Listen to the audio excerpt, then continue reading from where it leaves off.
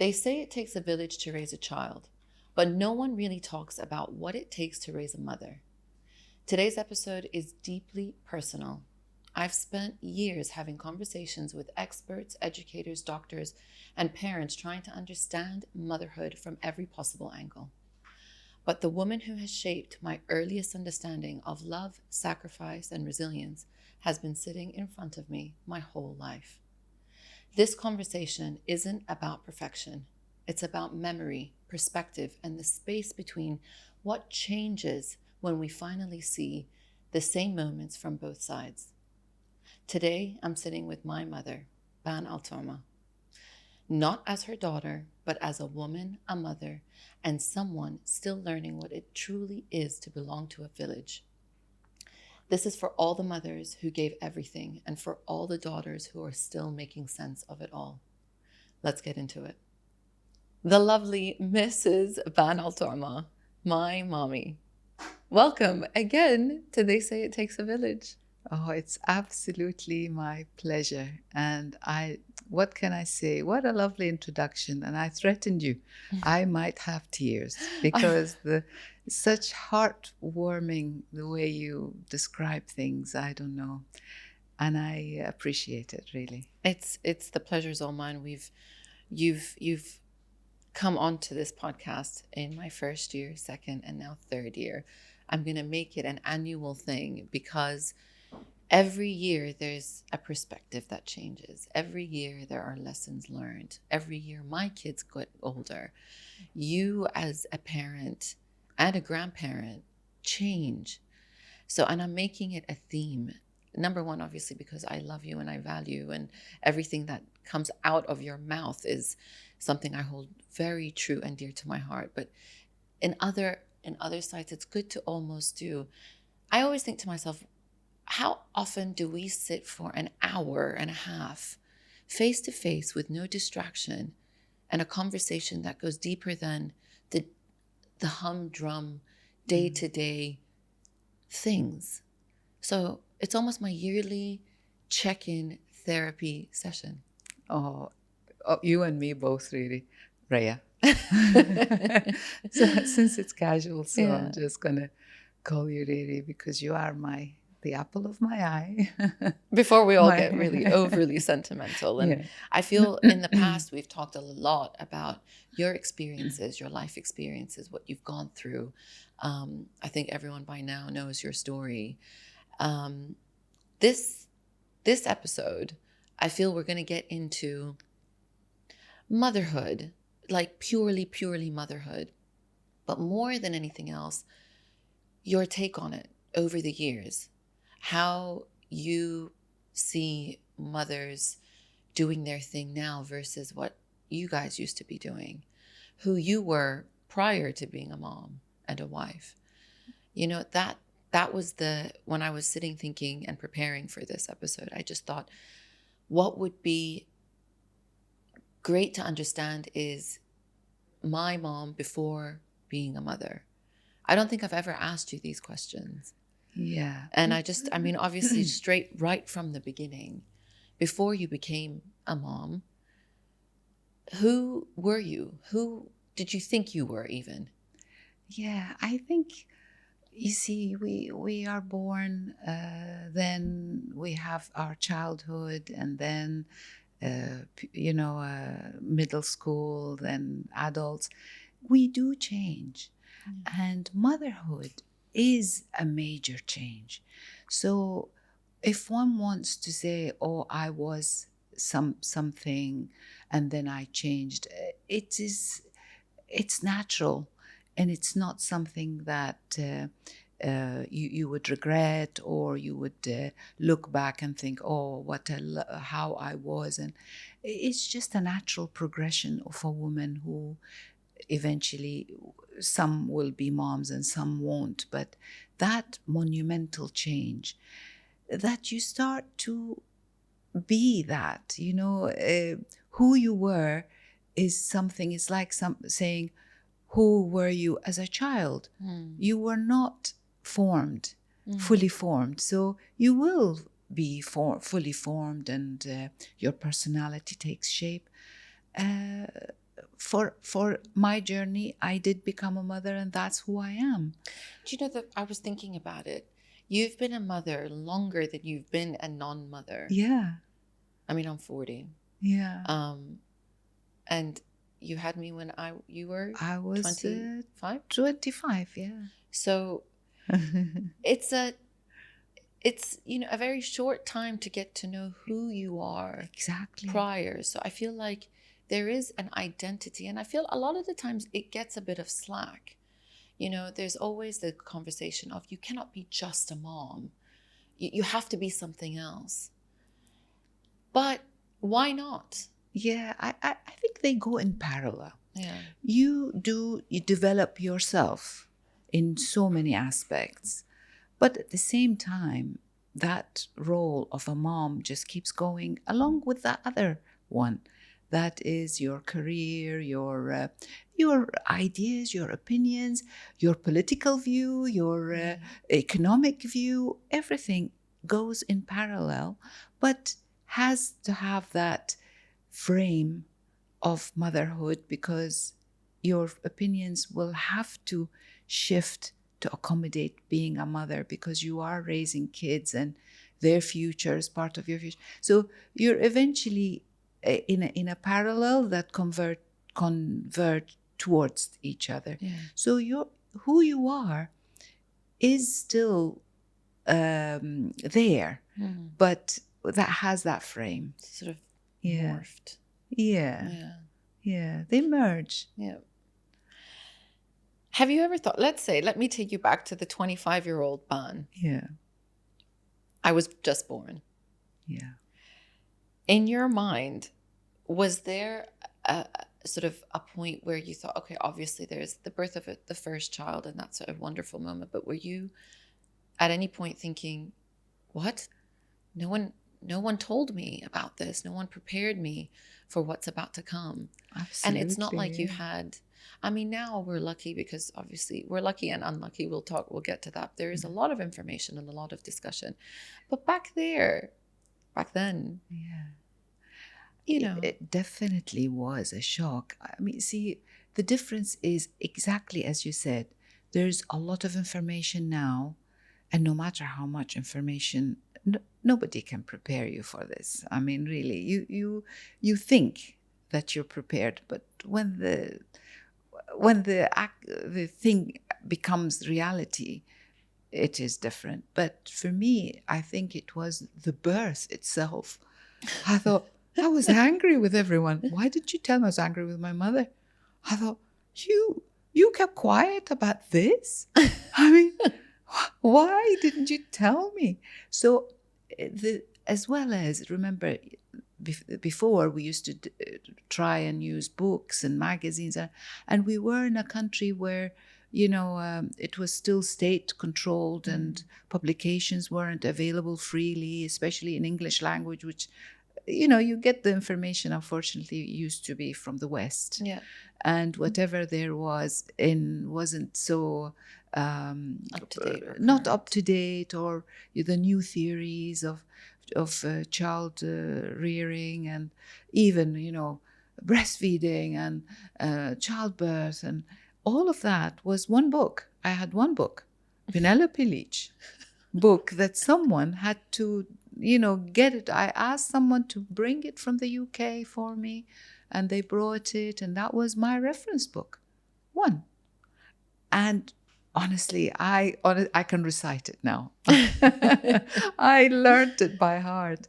But of course, nothing prepares you for this. But I think we do have, thank God, we've got brains that can adapt and change and try and use your common sense to navigate. Yeah.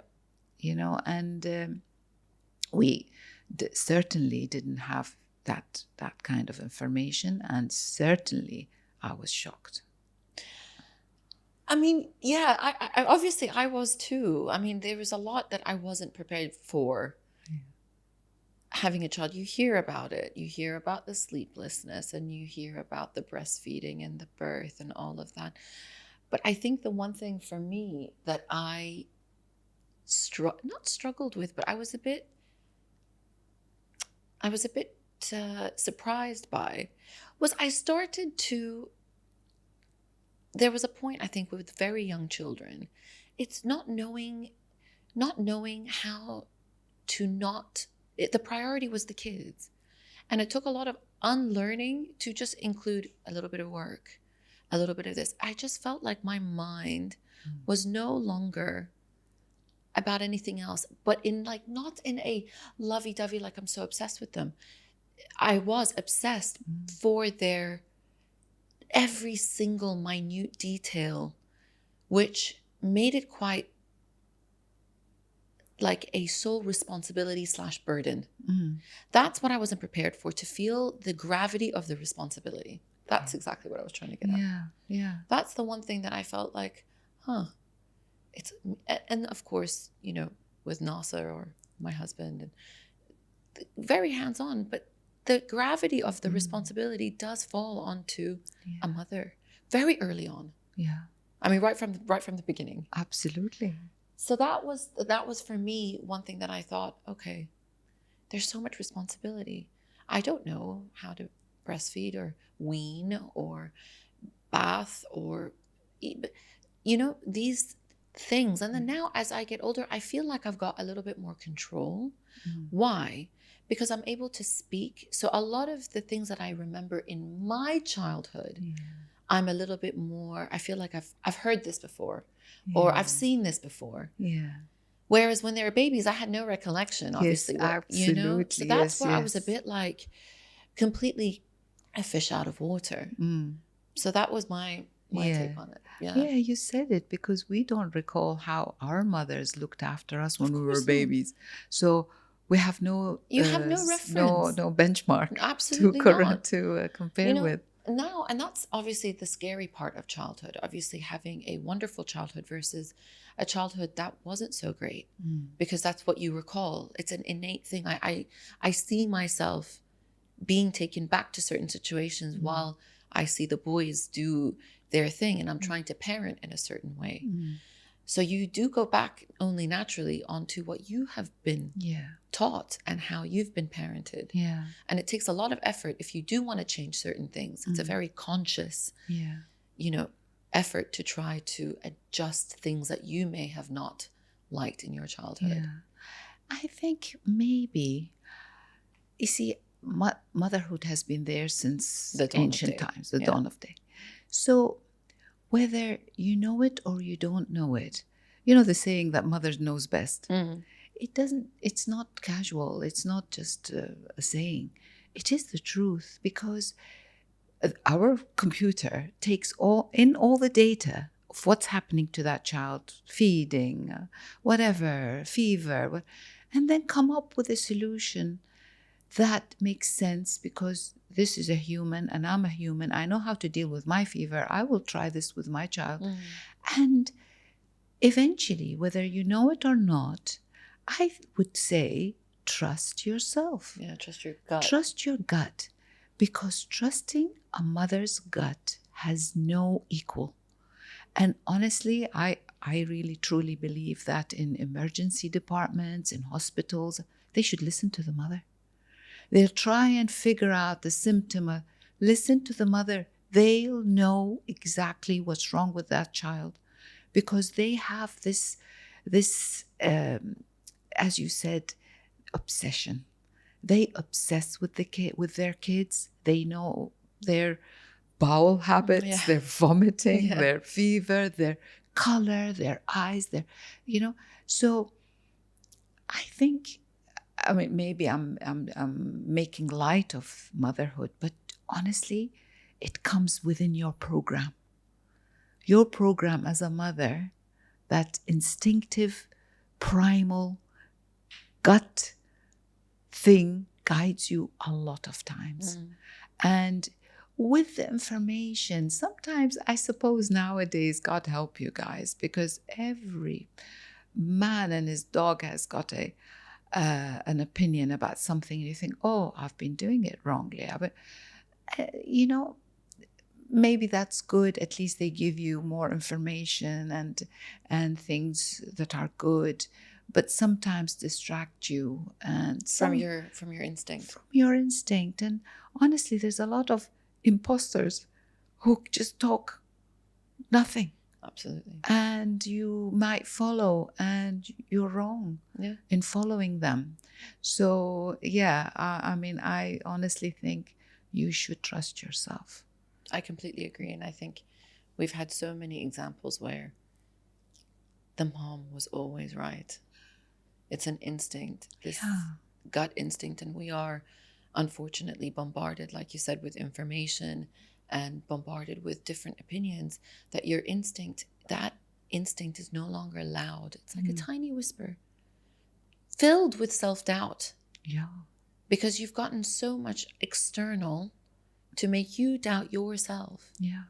So it's tricky. It's and the thing is, the doubt is coming from what you think are credible sources. Yeah. And that's the hard part, to block out the credible sources that in your opinion are credible and really listen. And I always think I am trying my best to do that. And I always think, what's the worst that can happen if I listen to my instinct? I could be wrong. Yeah. But I erred on the side of caution. Yeah. You know? And I think maybe that's why we didn't have that self-doubt that you guys have. You're always walking on eggshells about everything. And fair enough. I mean, that's always nice. You guys just pull the trigger. This is the correct thing. Keep going, you know. And I think maybe as we will talk about, see, you use books, some magazines that are used to be anyway good sources when media wasn't controlled by one or two people, you know, when media was free and people were, you know, who are trustworthy, people who work in the community or the civil, you know, community and do a good job. They might guide you and you trust them. And you go ahead, think, yeah, okay, I trust, or I'm doing well and I have confidence in doing it, and you go for it. Yeah. Whereas you guys have got, now it's gone out of control. There is no control on social media, is there? No, anybody can come up with anything. That's 100%. Yeah. Anyone can say anything. Yeah. And the scary part is that they may gain a large following of people, which then propagates the wrong message and the wrong advice. Yeah. And, you know, again, that is something that's fed into mothers who are trying to do their best. Yeah. And here's something that might be exactly the opposite or a contradiction to what they thought was right, which is potentially correct. Yeah. And that's quite harmful. Yeah. What's the one thing that you've loved about being a mom? I think I probably echo a lot of moms. I think the loveliest part was when I was carrying you guys. Really? Yeah. Pregnancy? Pregnancy was, once you go past the vomiting, the morning sickness and the discomfort and everything, there's this bubble that you live in, you and that creature that you connect with, and you can't wait to see their face. Yeah, and I remember that. You've got this warmth, that glow, and of course your raging hormones, because your estrogen is at its highest level. So you're on cloud 9. Well, it helps you put up, you know, it helps you to find comfort, you know. But it's that happy, comfortable, warm bubble you're in, you and that baby, nobody else. And I love that. Go past the birth. Birth is next. Then it's there is that bond again, and I think it's proven scientifically that there is a very deep bond between the mother and her children, because they were, I mean, for me as a mother who carried girls, we always talk about, while you were having your eggs, you were in my belly, so your your children, I carried them. Oh. I thought, I carried your children in the form of eggs in your ovary, Yeah. So, and then I realized that the mitochondria that in my egg is your mitochondria, because you don't get mitochondria in the sperm. So my mitochondria is Just so your that you guys know, she is a clinical biochemist, which is why we keep talking about ovaries and mitochondria. And we have to do something on the side about that. All right. So, and then you give your mitochondria to your sons. So your husband have no mitochondria. So basically you want to say that you started it all then. That's your favorite part. Legacy is your favorite part of motherhood. Legacy and the DNA from the mitochondrial DNA that I've given you. No, forget about that. But it's that bond. And I'm just trying to give it a scientific spin, because there is a reality of the bond that is beyond time and distance between a mother and the children. And honestly, a lot of people do feel that they are connected no matter how far we are. Mm-hmm. We can feel each other. And there's that lovely connection that you have with the kids. And of course, I'm saying it's all as if it's all pink and everything and beautiful. But maybe the other side. I was going to say, what's the other side? The other side is that kids do control your life and dictate things that you think, well, I don't want to do that, but I'll do it for you. Yeah. I don't want to go that way, or we might change continents for you guys. We might change our ways of life that we thought we should do for the kids.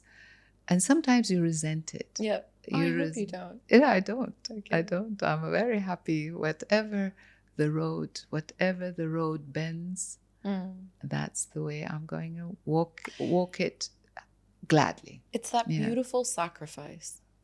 Yeah. You sacrifice for the better of your children. You only naturally feel a certain way, but you are doing it for them. So that gives you that peace of mind, I guess. Yeah. I don't know. But do you feel there is a not bad side, but that resentment maybe sometimes? You're now looking at things retrospectively, right? Yes. I'm in the thick of middle. It. So the thick of raising young children. Yeah. And there are moments where I feel I'm on a hamster wheel. Yes. That, it's the kids and the activities and the school and work and Nasser going in and out of the country. It's just on that hamster wheel of I am the bottom rung of the totem pole. Yeah. That's my fault. I've chosen to be at that position. I know that. Yeah. But there are moments where I do put my foot down and say, no, I'm going to take a moment. That happens not as often as I would like. Yeah. So I would say the parts that I don't love currently is that I tend to not prioritize me at all, whether it's eating, sleeping, it's always them first, them, and then all my other responsibilities. And only when I find the sliver of the tiny little free time, I'll slot myself in. Yeah. That I am praying that it does change. Yes. But also at the same time, I can't seem to change that right now. This is the way it is. Yeah. I'm not going to compromise anything for them. But I also have other responsibilities that need to be done. Yeah. And, my going to the gym or sleeping a little bit extra does not seem to fit. Yeah. That's the only issue I have at the moment. Yeah. Aside from the boys constantly fighting and turning the house upside down, that the overarching me being dragged behind is the only thing I am quite aware of. Yeah. And I'm a bit tired. Yeah, of course you are. I don't know what to say. When I tell you, yes, it will ease. I might say to you, it will ease on the physical, but there is a mental component of it. It changes. It's like energy, changes from form to another. And I want to ask you, if, say, you're angry, you put your foot down and say, I will come first. I'm going to go out of this house. I'm going to do what I need. You guys look after, do this Whatever bit. you need, yeah. Do you feel guilty halfway down 100%. just on the way to the car? You think, what have 100%. I done? 100%. Isn't that strange? It is. But so that's my issue with things like self-care, right? Yeah. Self-care is this constant thing we're fed. You've got to look after yourself and do self-care. And it's not, you kind of negate it if you feel guilty. Yeah. So self-care, in my opinion, it's whatever activity that you do that is guilt-free. Yeah. I always say these conversations here is a little bit of self-care. Yeah. But if I'm doing this and missing some event out of the 150,000 events that the school has put for the kids, I wouldn't. I would feel very guilty, and I probably wouldn't do this at my expense, right? Yeah.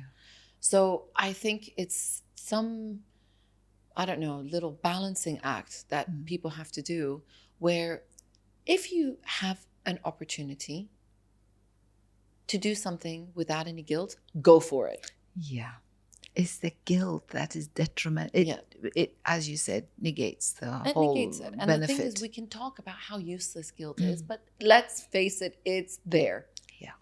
You know, the thing is, and the concept of the fact that we've got mom guilt constantly, it is perpetuated by society as well. Yeah. The idea of mom guilt. I had said it before. We never hear dad guilt. Yeah. I've never heard somebody said, oh, dad guilt. Mom guilt? Rampant. Yeah. So that's also another thing, stop glorifying it. Yeah. Guilt is there. I think it's a protective thing for when we have done something wrong and we need to make amends. Unless you are doing something wrong, leave the guilt at the door. Don't feel guilty. Don't feel guilty. But also at the same time, that's your journey, your path to kind of walk down. So it's a strange topic. Yeah. Obviously we talked a little bit again about our generation at the moment, but do you think mothers today are being, or what do you think that they're being judged on versus your generation, that in your generation they weren't really judged on? I see our generation was quite a fighter generation, because our mom's generation, although my mom was working, she was a principal of a school, but she had that, okay, I'll do this little bit, and then the rest, I'm a homemaker at the same time, and they do all these lovely things. For us, we sort of did the mom as well as work, but although we had only our mothers as models, so we did have that homemaking thing. So we were judged as a mother and a working mom. I was judged for not making homemade jam or pickles, because I'm lacking, because I'm not and judged to being a mother, judged for leaving my kids and going to work. So I was judged both sides. So it was quite a challenging thing to say that in every setting, you're defending yourself. If you're in a setting where they're all homemakers and moms, stay-at-home moms, you're always trying to justify. And then if you're with the workers and anybody who's at work, and you're working and you should be. And again, we were at that generation where work was, you have to be working at night and working. There was no life. Work-life balance. Work-life balance. This was not a done thing. Emails not emails. Well, now it's emails, but responding or staying late, that was expected. So we were burnt, you know. Do you know, it's funny that you say that. I mean, that's our issue at the moment. This is what the next generation. But I suppose it just it doesn't seem to go end. away. No. You know, there is this now, I think, you know, obviously the idea of advancing your career, there's this obviously undercurrent. Well, at what cost? Yeah. If you have chosen to stay at home, there's this, again, undercurrent of what are you doing with your life? Yeah. Which on both ends is Yeah. really difficult. Working and trying really hard, at least in like a corporate setting, is really difficult for a mother. Staying at home is extremely difficult for a mother. Yeah. And we still haven't moved. No, I think you're talking about it. Yeah, I guess. Everyone is talking about it. Before it was, you just have a judgment. You don't, you know, you're a bad mom. That's terrible. And you're not so good a worker. You're just failing You're at all ends. Yeah, really. And, you know, people would say, you know, sometimes I chose to work, as I said to you, I'm a laboratory technologist. So they would say, open your own lab. Can you imagine the hours? I chose to have a small window of work so that I'll be home with my kids. I don't want to be to do 24/7 responsibility. And, you know, so I wasn't good enough because I don't have my own lab.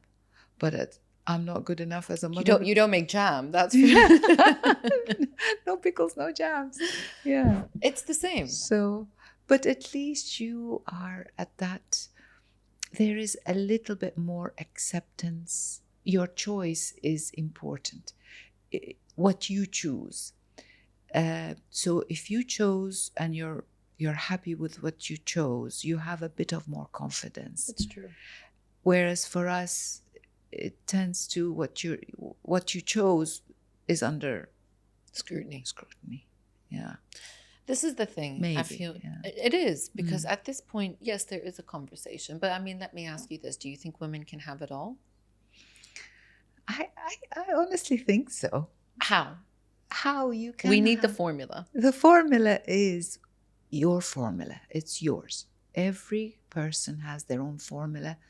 To see, when you say have it all, it's something that it's your own perspective, isn't it? It's yeah. subjective. What do I mean by have it all? Have it all. Yeah. So I think you can have it all if you have your all. What are the alls that you want to achieve? And you can have it all, because you are, honestly, women are just super creatures. That I don't doubt that, and I think mothers also. The moment you become a mother, you've become this super version of yourself in terms of efficiency. I mean, you gain so much skill that if you were to talk about taking those skills and converting them to a corporate setting, I mean, it's a winning formula. Absolutely. So you can have it all, and you can choose how you going to achieve it in your own thing. And I think the world has now given you avenues. Again, I think you're so positive. Like how? Yeah.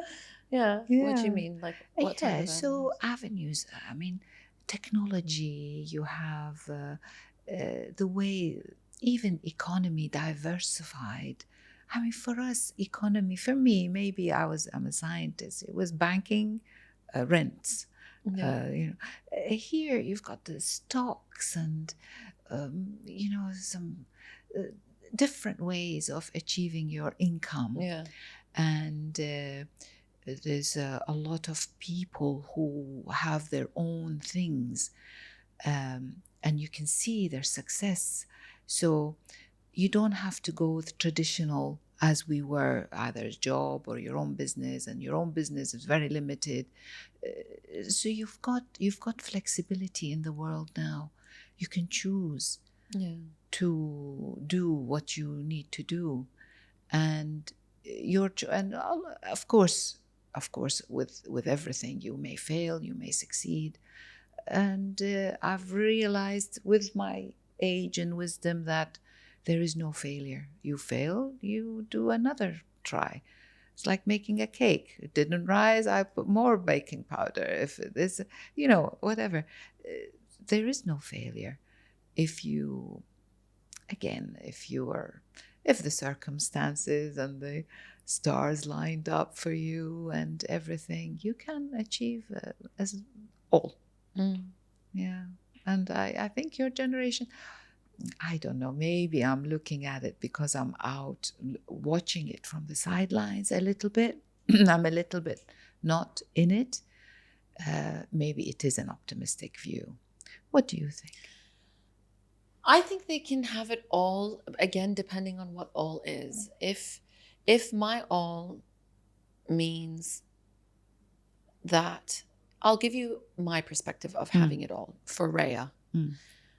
I would like to be able to be present with the kids, which means picking them up from school, having time, getting them to their activities, being there. But I also would like my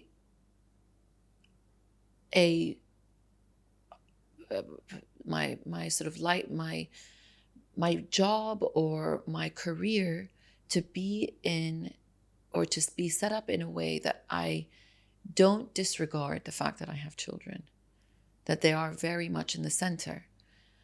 But I have so much to offer a potential role in any, or let's say my professional field. Yeah. But also, for example, in this, in podcasting or having conversations with people. It would be great, I think, ultimately for me, to have flexibility across the board. The kids aren't flexible. And that's one thing that I have to bend towards. They're not even, I'm not expecting them to be flexible.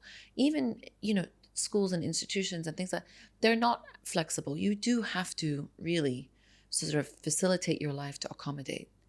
So I need the other aspects of my life, be it my corporate job, my side hustle, family, friends, social life. Flexibility is key. And I think that if I have flexibility in all the other things, the other sort of players in my life, if the flexibility is at its core there, I think I could have it all. Yeah. And I think because that's exactly what you want, you consciously and unconsciously work towards it to achieve it. Yeah. So then you dictate it in a way, isn't it? Yeah, as much as you can. As much as you can. Yeah. Obviously, everyone has their own set of circumstances. If you are in a job that you check in sort of at 8 and clock out at 5, it becomes quite difficult. And I especially in roles that aren't as flexible for mothers. Yeah. There's a constant narrative of, why are we pretending they're not there? Yeah. I can't pretend they're not there. They have needs. They've got, you cannot be the only parent that's not at a sports day. Yeah. You can't not show up for parent-teacher conferences. The majority of the time they're in the middle of a work day. Yeah. Which is why I feel that sometimes women, highly skilled women that can offer so much into a workforce, drop out of it purely based on the fact that there's inflexibility. And I think that needs, on a societal level, to be reevaluated. Yeah.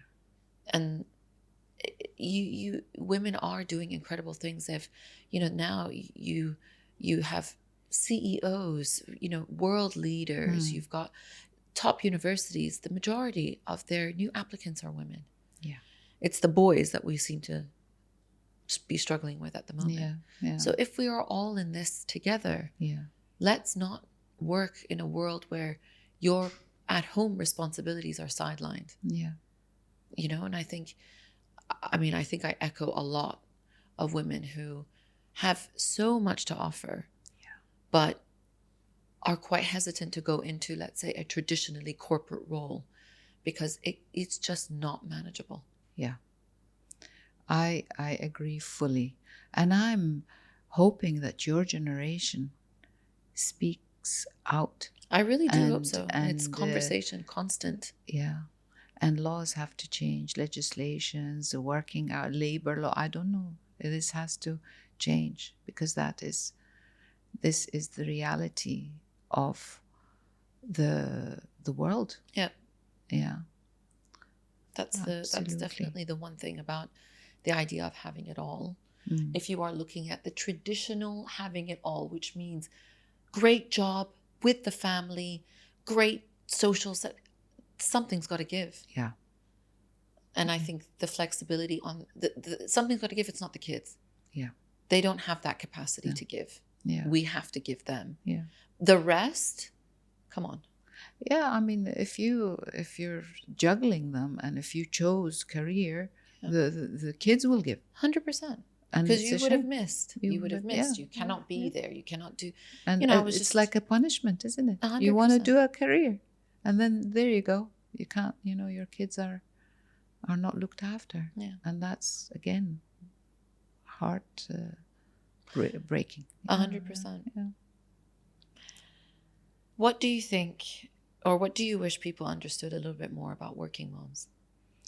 The working moms have got this. It's not infinite energy. Honestly, they have finite. They cannot be, what do you call them? The battery, they have a certain amount of battery life. They are not just robots. They are people who have got certain amount of energy, and if you use it up, you're done. And I always think that the idea is that it's okay. She's a mom. She's organized. She'll do it. She'll manage it. No, I'll manage it on, maybe because I will have to sleep less that night, or I have to, be at my physical kind of way for about 12 hours on my feet, So I hope they just give women, working moms, to stop thinking that they are what is it called, the energizer bunnies. Yeah. They're not. They cannot just keep going. Yeah I think so too. I think there's this idea of the misjuggle it all. It's hard. It's definitely and we need help. I mean, I must say, like, if I can, as a working mom, and if I can go to a grocery and get the chopped onions, please help us. I cannot. I have no time to do those things. But help us in providing these things. We need all the help that we can get to run smoothly, run our homes. I mean, work ethic. We have such high work ethic women. My goodness. That's why they like women in the workforce, because they really are quite sincere. So work will always be done, but the ones at home and, the things that we need to do at home has to be, we need help. Yeah. Yeah. I think that's calling into the village. Yeah. You need help. Absolutely. Yeah. On the flip side, always, it's not just the working moms. I think it's, even the stay-at-home mom, something I wish that I was having a conversation with a friend of mine, and I was like, oh, what do you do? She's like, oh, I'm just a stay-at-home mom. And I was like, what do you mean just? Yeah. Well, you I mean, at the end of the day, that's again, I go off to work and it's quiet and have my coffee quietly. And I've got system and structure and talking to other adults. Whereas a stay-at-home mom is bombarded from waking moment till bedtime. And I think that's the judgment in a stay-at-home mom of, you know, it's a holiday. You're so lucky you don't have to work. Oh my goodness. And it's just, look, I think parenting and motherhood, it is quite taxing in every aspect. There's wonderful moments, and those moments should be cherished at every stop. But again, the responsibility, whether you're working or choosing to stay at home, don't disregard it. Yeah. And that's about it. You know, don't pass judgment. No. Don't pass judgment on a working mom as well. Oh, you know, she's working, so likely she won't be there at school. You don't know. She might. A stay-at-home mom, oh, you know, she doesn't really have much on. Let's add more to her plate. No, she's already inundated. Absolutely. You know, that type of narrative, just back off. Yeah. Back off all moms. Yeah. You know? Yeah. Social media. I think every single human being under the sun is exposed to social media. Yeah. And I think this, for our generation, I mean, this is new to us, obviously, the millennials. Yeah. But for my children, it's going to be a part of their life, as much as I'm going to try so hard to hold off. Yeah. What are your thoughts? See, when you're at first, when it was evolving, I thought, internet, wow, the internet, the World Wide Web, the World Wide Web with the you know, that sound when it used to connect with the modem. Anyway, sorry, I'm making the sounds now. The modem. At the beginning, it was wonderful because you were just open this window to the world. Fantastic. But as it evolves, I'm thinking, you know, I was quite happy. I had a bit of a peace of mind. Again, going back to the amount of opinions, and we're inundated with information that's a lot of it is useless.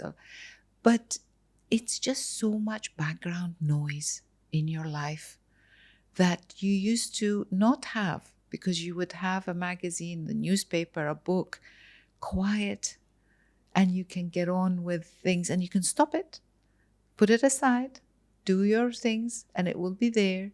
You don't have to go back and say, oh, what did I miss? And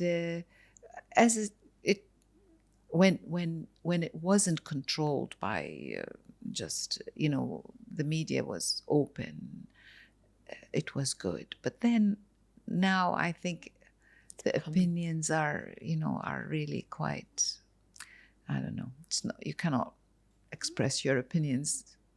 So it defies the whole purpose. And I honestly think God help you guys with the kids, because I mean I understand all the big tech executives. They really don't want their kids to have any devices. They've got a whole. They all put their kids into the Waldorf education system, where they don't have, you know, they don't have these devices at all until middle school or something late, because they feel that the children's creativity and has to come naturally, and not using these devices, and it maintains that person's well-being, their mental development and creativity that comes along with it, and shape their character without that din of the background noise. And so I mean, as much as I like it, I'm trying to narrow it to places where I trust, and try and filter out the noise. But it is addictive, isn't it? Oh, of course. Addictive. I mean, the top sort of dollar goes on to making sure it Absolutely. becomes as addictive as Yeah. illicit substances. Yeah. So it's one of those things I always find with social media. It's an incredible tool, but it's also something that you have to really be careful. Yeah. And I think it really depends on your state of mind. Mm. If you are, not very comfortable at that point, or not, it's going to maybe perpetuate anxiety or whatever it is. So I always, it should come with a caution a little bit, Absolutely. and it's just, I feel like as new parents, there's always this constant, you're always comparing, oh, what did that person do? What did that person say? Or how this person looks, and how do their kids, and they do this activity, and oh, they started walking, and constant. You're comparing, you're looking at somebody else's life, and they've bought this house and I have that car, and should that be where my goal is in life? The idea of you stay in your own lane, stop looking to the left and the right, is non-existent on social media. How can people develop self-confidence with that? This is it. That's the fear, it's very right? difficult, isn't it? It's the fear for the young minds, right? I mean, I didn't grow up with it, thank God. So my fear is the boys. Yeah. Growing up with the world in their palm. To be able to have access to every human being, literally, on the planet, and to see the intricate details of their lives. That can't be good for you. No. Yeah, no matter what, everything is there, has been thought about. It's not a reactive sort of instinct. Everything's curated out to present a certain message. So put that in the mind of a 16-year-old, or in the hand of a 16-year-old. They've got no analysis. I mean, when I was 16, my God, there's zero analysis. And you're trusting them with smartphones and social media, and this constant comparison between people and what you're doing, what your life is like. Yeah. It's true. There's noise. There's no quiet. No quiet. No quiet to think about. It's not like, obviously, as a teenager, I don't think you're doing a lot of introspective sort of thinking. But my worry is, I saw somebody on social media saying something I was thinking, yeah, that might be right. Let's say you have a bad day in school. You go home. That bad day ended, really. You go home and your parents, and it's almost your battery gets recharged. And you have created a distance between that bad day in school so that you're back home in your little safe zone.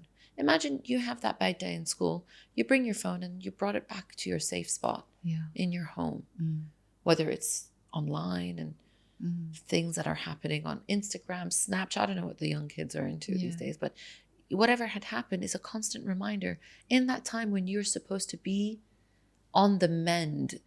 So your resilience has taken a hit because you're not going back to, your homeostasis. So that's the only thing I keep thinking about. The idea of there's no decompression to your personal safe zone. Where your parents or your mom and your dad can talk to you, and without the distraction of the world on a device. It is, you need a mature mind. Even us mature people 100% can go into a full-on rabbit hole. It's a conscious effort. It's sad that, when I was talking about, the what do moms need to have it all, it's that I don't want to have to now also think about this. Get it together. It's like Australia putting a ban. Or an age limit. We don't need more shit, sorry. But to distract us from the ever expanding responsibility of being a parent. Help us. Help us. No one will.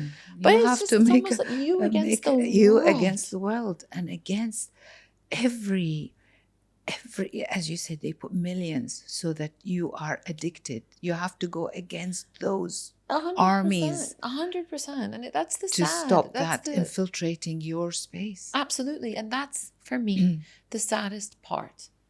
Because Yeah. we're out here trying to raise decent human beings with so much that's been thrown at us. The food and drug industry, the social media, what's happening to the planet. I don't even want to get into the political side. Yeah. And we're all just here, just trying. I Yeah. want to raise a good, Yeah. kind-hearted young man. But I mean, you're really fighting it out. Yeah, fighting. You know, this again, the Goliath. Absolutely. Yeah. With your tiny little toothpick. Yeah. But hopefully that toothpick, when you're in the confines of your home, is Excalibur the sword. Yeah. You know, that's the thing. Yeah. Your battles, truly, I feel, I don't know why we digress, but they're won at home. If you can, and that's what we did growing up. Yeah. I remember specifically, it started at home where we tackled what the outside would dish out. Yeah. Yeah, uphill struggle. Good luck Uphill, to you, yeah, Rhea. it's an uphill struggle. Good luck to you. I'm going to move quickly New generation. Right. to marriage. You've been married for how long now?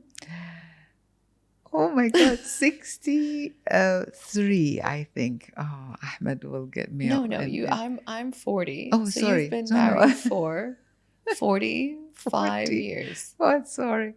40, not 45, not yet 45. 44 years. Maybe. It's a long I'll get time. into trouble for not remembering, but anyway.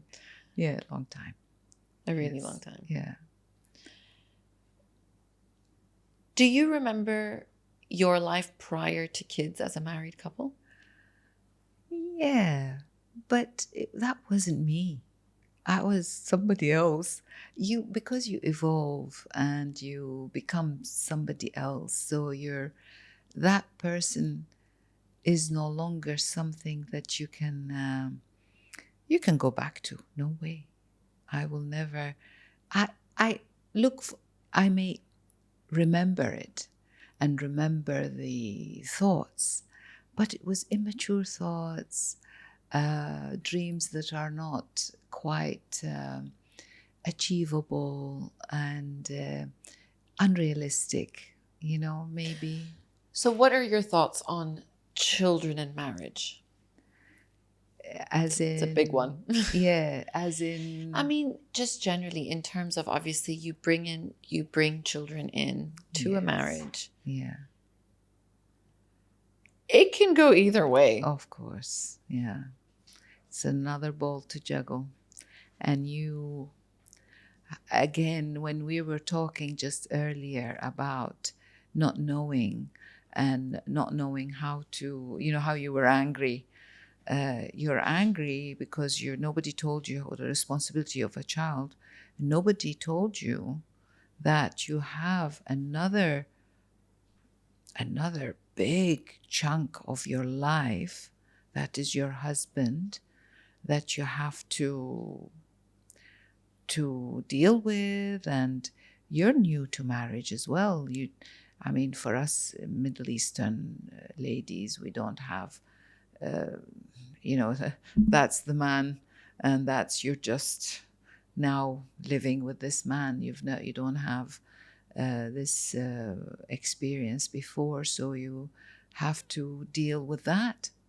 I used to have when I was studying, I used to have roommates, and I thought, thank God, at least I know how to sleep in a room with another, a roommate. Just that aspect of marriage, as well as all the other complications of dealing with a person that comes with their own past, their own experiences, their own upbringing, and you have to sort of accommodate that along with that kid that's just hanging there. It's quite tough. It's not easy at all. But at the same time, going back to the women and their immense ability to juggle and find ways how to deal with all of that. People, yes, they manage. They manage, accommodate the husband, the kids, the in-laws, the relatives. What would be like your biggest advice for like a winning formula? A winning formula is to be,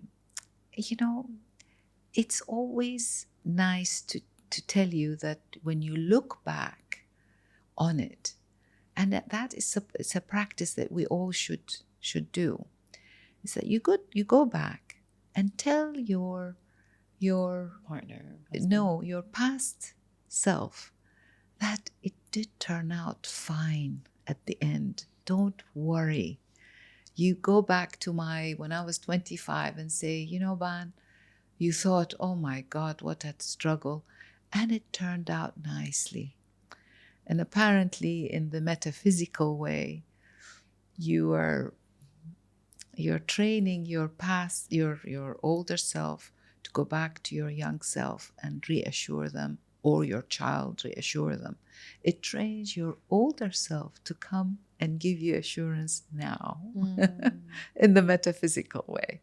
But the thing is, the best advice is that be patient.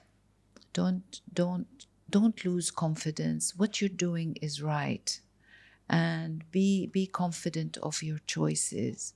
And you have to be flexible and compromising, I'm afraid, for everyone, man or a woman. And this compromise sometimes comes at a price of your nerves, your anxiety, but it is worth it at the end. To, number one really is communication. There is no way you can have a long-term marriage without speaking and airing your worries, your anxieties, your anger, and the other side has to be able to say whatever they're feeling, and you don't get upset, or he doesn't get upset. It's a lot easier said than done. It is. But, and be nice about it. Don't fly off the handle, use bad words. You have to be on self-guard. Yeah. And communicate, really. Yeah. I've got a question for you. No, while you're in it, what do you think? I think, look, if you have the fundamentals of a strong marriage, there is a level of communication, respect, friendship, love, you still find the other person attractive. I think bringing children is great. I think if you've started on the fundamentals that were shaky, bringing children in is risky. And I think that goes with everything. Children are there for life. Marriages, hopefully, but may not be. So I think it really does depend. I think having, we always talk about, oh, you're never prepared. But you have to make a conscious decision to bring children. Yeah. So it's that evaluation. They're not pets. And I think it should be taken seriously. Family planning. Yeah. I think the idea of having strong foundations for a relationship, a healthy relationship, married, not married, I don't really care. Strong, healthy relationship between mother and father is the only way, forward. It's never going to really do well if the mother and the father are not in some sort of harmony. That's the way I think about marriage. Yeah. And I think there's a lot that goes into it to try to cultivate that. That's a conversation for a different day. But I think how children ultimately affect it. Of course, your family flourishes and multiplies if it's based on a good foundation. And I think, having said that, there needs to be an understanding that it's not, you have to look at marriage just like when you look at balance. It's retrospective. Overall, is it good? Day to day is not the way to analyze. There's good days and bad days. Yeah. Just like balance, there's balanced days and non-balanced days. But overall, if you zoom out, how would you categorize it? But I'm not in any way somebody who can give advice, but that's just my opinion. Yeah, I agree. We don't have that much time, and I've Yes. held you in here for almost No, an no. hour and a half. Yeah. But what's something that you wish that you had done differently with me, but didn't know it at the time? I wish I've done it differently. Differently. Yeah. Differently, I would have, number one, concentrate on language. Yes. That's a good one. And more activities. And I think I chose to give you, chose to ask you what you want to do instead of forcing it. Do you know what I think? My opinion of that Yeah. question is I turned out to be quite A-type, or not A-type, a bit of a warrior. And I think, I'm not saying that Apologies. you did. No, I'm not saying, I think it was inherent because you were worried. Yeah, I was. So the worry was there. It was justified. So I feel like sometimes I just need to be like, oh, who cares? Yeah. I would love to just be like, oh, it doesn't matter. When a lot of things matter to me, which may not matter to, everything matters. Yeah. I would just like to be a little bit less wound up tight. Which I'm not I'm not placing the blame, but I'm just saying I think that was circumstantial. Yeah. And I it's not like you're just a worried. No, your situation was worrying. Yeah. So of course that rubbed off on me and Leanne. Of course. So, and I just hope that you make that a very conscious effort. I try. Not to. I try, but then the niggly worry does creep up here and there. So I suppose maybe it's like if a child is worried, you tell them, oh, who cares? So that's exactly what I try to do. That's what you need to Yeah. do, yeah. Because it is not nice to be over anxious about things. And honestly, we in our belief in God, we should put that it's not up to us. In many situations, we leave it in the hand of Allah. Absolutely. And that is a motto that I'm trying to get away from the anxiousness. But I do that. Yeah. Consciously. Yeah. It's just the nigglies. They do come up. Yeah. In your opinion, what does being a good mother mean? A good mother. A good mother is an all-encompassing force in one's life, isn't it? A good mother is a teacher, listener, food maker, a person who nurtures, and at the same time look after herself, to be a good model. You have to be a good model, and being a good model, you will end up being good. You try and force it. Okay, I better not smoke in front of the kids. And smoking is bad for you anyway, and it's quite a tough job to be a good mother. And I think, again, going back to instinct, all mothers are good mothers.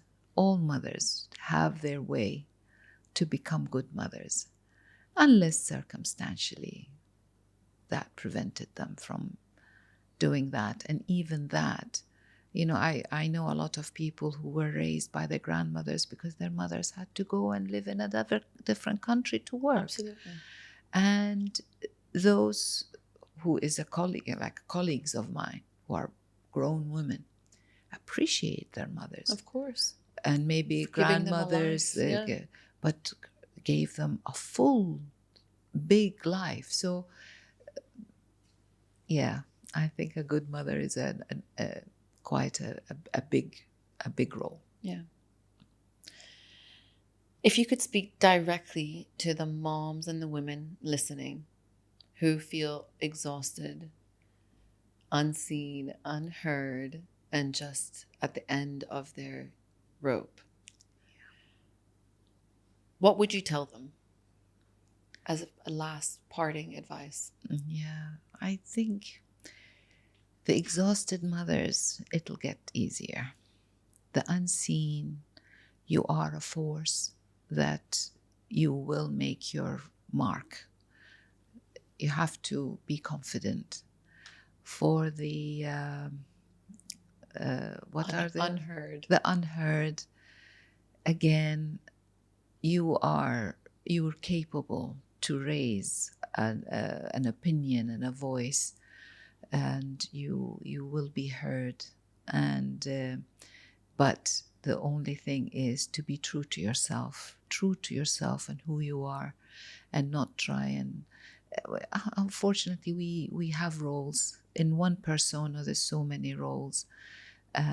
You have to juggle these roles. You're a daughter, you're a mother, you're a wife, you're a colleague, you're a, you know, these roles rolled into one.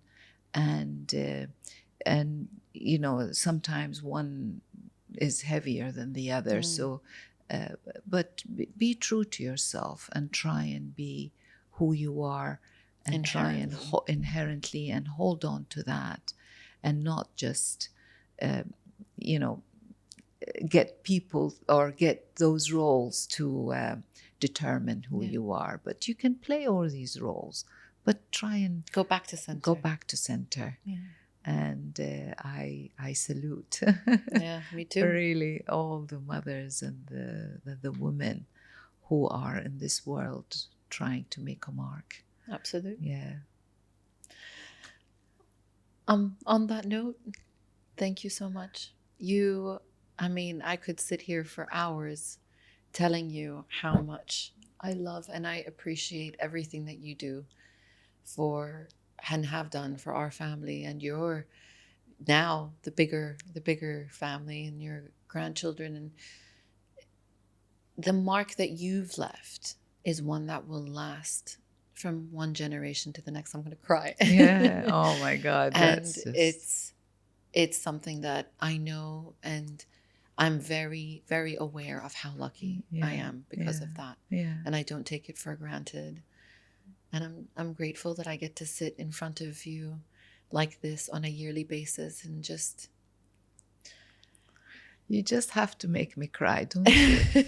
But I want to tell you on the other side is that you're grateful for your mom, but your mom is grateful for, thank God that gave me you and your sister. And I've been so lucky to have my dearest friends. You're no longer my daughters, you're just my friends. That's the way it should be. I am so lucky to have you in my life, and thank you for giving me lovely grandkids. You're welcome. Thank you so much, Mommy.